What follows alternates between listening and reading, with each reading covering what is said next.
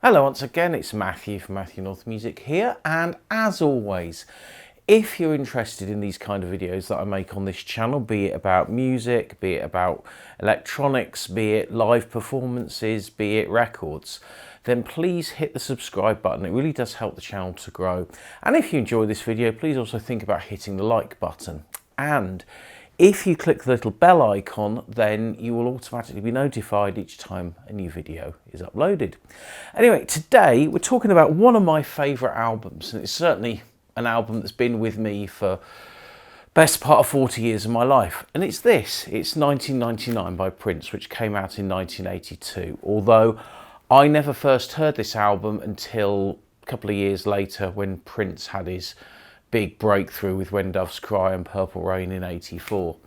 And actually I first heard this album, my friend Bim made me a cassette copy, which I still have the cassette, but this is an original copy of the double album, and this was even a special edition at the time because I think a year later they did a single LP version, which is this. This is an old radio station copy that I picked up somewhere, although back in the day I did buy this as well, but I don't know whatever happened to my original copy and I picked this up some years later. So yeah, 1999, classic album, really thoroughly recommend it. It's my favourite Prince album by miles.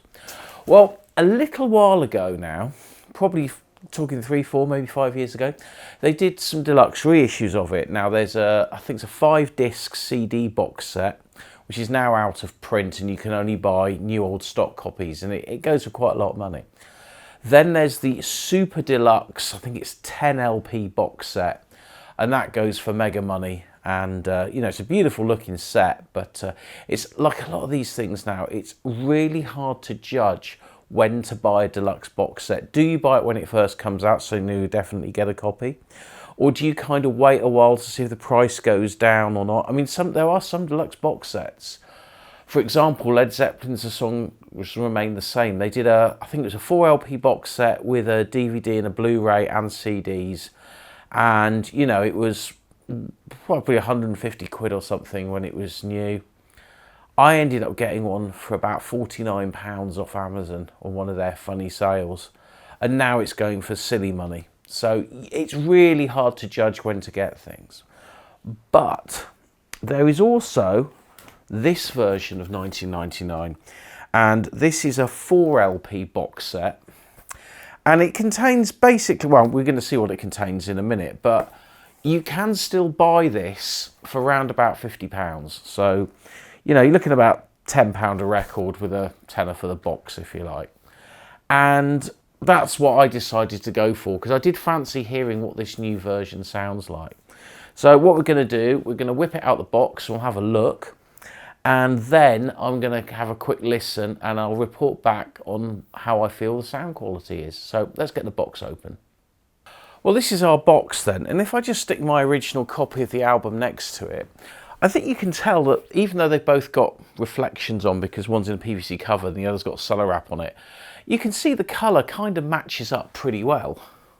I mean, you look at it really close up and it's pretty much bob on, so they have done a really good job matching up the cover artwork.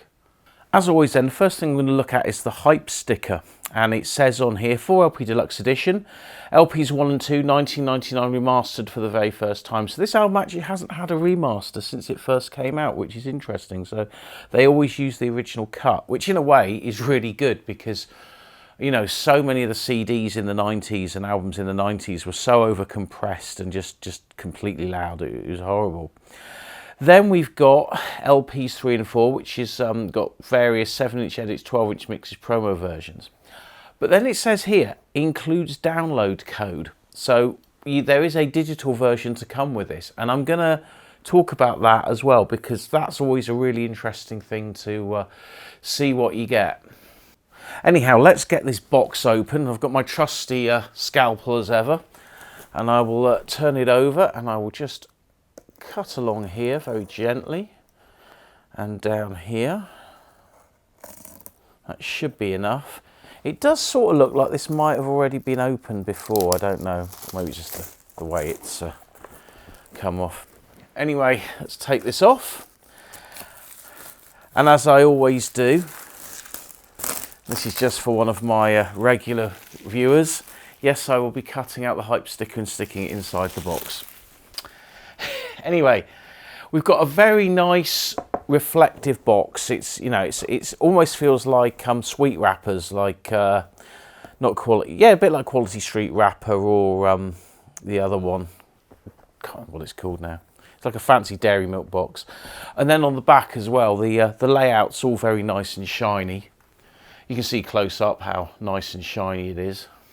Let's flip it round and we'll take the front off the box, which should just pop off. And yep, nice thickish card box. Not quite as thick as, say, the Beatles Revolver box or the Pepper box, but even so, it's fairly substantial. Now, the first thing we have in here is a little piece of paper, and this is our download code. So download your music, please visit that website.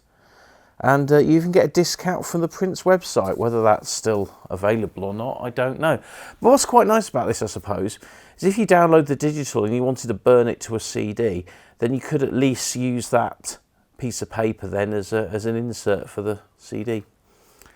Anyhow, this is our inner sleeve of the first record, and I'm just going to take out the inner sleeve of my original copy, because if we compare the two, it's quite obvious that the new version, the photograph is the colours are much richer, much more vibrant.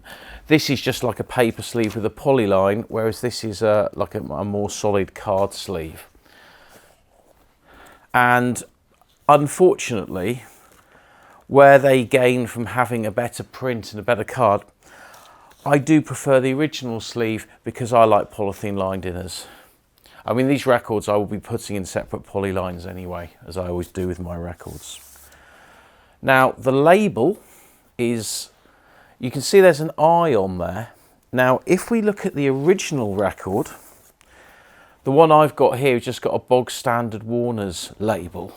But if memory serves correct,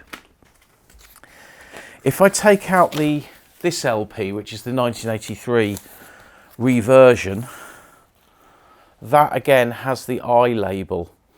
So they obviously looked at the artwork for the later version and they went with that, which I kind of get, because it, you know, it's a lot more interesting than a bog standard Warner's label. In fact, I don't even know if this is even on Warner's, because it's all Universal, I suppose. So anyway, that's our first record, and it's got a good weight to it. And also, if you look at the cutting, you can see there's quite a gap in the middle, and that would mean that they've tried to get the audio more on the outside of the record, which means it's less prone to any sibilance and distortion, and that's a good thing. Again, record 2, and again, if we compare that to the original, the colours are much richer and much more vibrant, but at the same time, you don't get a polylined inner sleeve. But they've obviously sourced the original photograph or the original negative. And on the back again, if you look at there, look here, they've kind of basically just recreated everything, and yeah, it looks fine. Let's have a look at this record, and again, it's got the eye, and again, nice thick vinyl.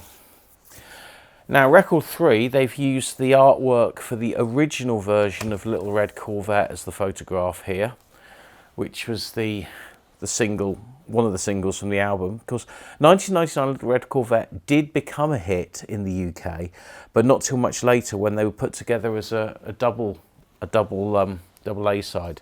But the original version was like this. And on the back, we got what all the tracks are on here. So we've got the 7-inch version of 1999.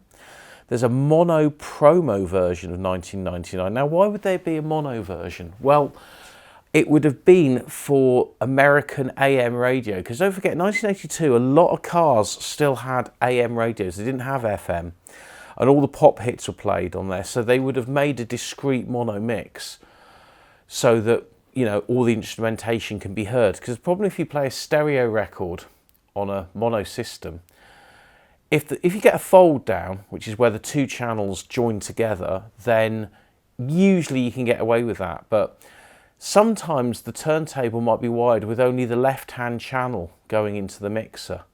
So of course you lose half the audio. So by making a discrete mono mix, whether it's both channels get summed together or whether it just takes the left channel or the right channel, it won't matter because you will hear just the same music. So that's kind of what they did. Anyway, then there's a promo editor free, which I think was used as a B-side. How Come You Don't Call Me Anymore, B-side 1999, Little Red Corvette, original 7-inch version. And there's some other mixes here. Dance remix of Little Red Corvette, 2 dance mixes of Little Red Corvette instead. And then here, this picture is the original photograph that was used on the original 12-inch of 1999, which had a song called How Come You Don't Call Me Anymore on the flip, which I think was on that record. And then on the back here, so we're just going to look at the label just to see if they're still using the same R. Yeah, they're still using the same logo on the record. A lot of static on this one. And so this has got various tracks. Delirious 7-inch edit, Horny Toad, which is the B-side to Delirious. Don't think Delirious came out in the UK. Same as Let's Pretend We're Married, I don't think came out in the UK. But again, there's other mixes on here. And yeah, I think that's kind of, a pretty good selection of stuff. So what I'm going to do now is I'm going to get the LP and I'm just going to pop it on the record deck and have a quick listen. And I'm going to do a quick A/B test with the original LP. I'm just going to listen to the opening track because, it's a track we all know well. And then I'll just report back on how it sounds. Just before I sum up, I thought I'd just show you the digital version. So I downloaded it using the download card. It was easy to do. And yeah, the album actually came out in 2018. So yeah, that's 5 years ago now. God, time does fly. Anyway, it's 320 kilobit MP3. There is no FLAC or WAV version of it, which I kind of guess these days people are either going to, if they're going to download a digital version, they're either going to play it on their phone or they're going to play it on their digital device. I would say iPod, but people don't seem to use them as much these days. Anyway, it's 320 digital and yeah, that's all good. And just out of curiosity, I've opened up the audio of 1999, the title track, just to see what it looks like really. And as you can see, I mean, it's mastered quite hot, but it's certainly not brick-walled like a lot of 90s CDs were. So, there are dynamics there. And if we go to the spectral frequency display, I mean, you can see, it goes up reasonably well. I mean, there's 20,000 K, so, it kind of tails off really from about 16, 17 onwards. But even so, it's not bad. For an MP3, it's a lot better than what it could be. So I think they've done a reasonable job. Now, just for comparison, this is the waveform for the audio that's come off my original pressing CD. And so if we compare that to the remaster, let me just go back to the waveform display. I mean, you can see there's a heck of a difference here. But I'm going to just do a little bit of an experiment. If I normalise the level, and by normalising you basically make it as loud as it can possibly go before clipping. If we compare the two, they've obviously added a fair chunk. And I'm going to guess, if I stick in, if I'm going to add 4 dBs of compression to the audio, yeah, it's still a little bit low. Let me stick in 6 dB and see what that looks like. Yeah, that's more like it. In fact, it might be slightly over now. That's about the same. So yeah, if you compare the two, in the mastering, they've basically added about 6 dBs of compression. So all I can say is, I kind of think, that's pretty much standard for a modern CD. So, you get what you get. Okay then, my conclusion on the two. Well, to my ears, they kind of sound roughly the same. There's not much difference in EQ. Again, to my ears. There again, I am 50. So someone who's 25, who's got better hearing than me, probably can tell more differences. But on basic first listen, there's not a huge difference, but you know, it's a pretty well cut record. And they did, I think recently, well, fairly recently, they did reissue some of the 12 inches, and I have got the I think it's like a European reissue of the Let's Pretend We're Married 12 inch, and that does sound very good indeed. And I played that a few times, and that does sound great. But no, this sounds all right. Now, the only downside to this box set for me is I would have liked to have the digital version uncompressed, like in WAV format, because then I would burn that to a CD and play the CD as well. But having 320k MP3s, I mean, yeah, they sound pretty good. And certainly when I stick them on my iPod and stick them on the phone to go in the car, that'll be perfectly adequate. The only thing missing is some sort of booklet. I think even if it had just been an 8 or 10 page fold out sheet, it would have been nice to have had some, you know, some detailed sleeve notes, some information, even if it was just a short biography about where Prince was at the time he made it, or any other kind of nuggets. Now, I don't know if there's any booklets in the bigger versions. There probably is, but you know, a little booklet in this would have been nice. But otherwise, you know, this is a pretty decent set. And you know, if you're a fan of Prince, then it's worth getting if you haven't got the others. And if you're fairly new to the world of Prince, personally speaking, I would get this album. This and Purple Rain would be the two albums to buy first.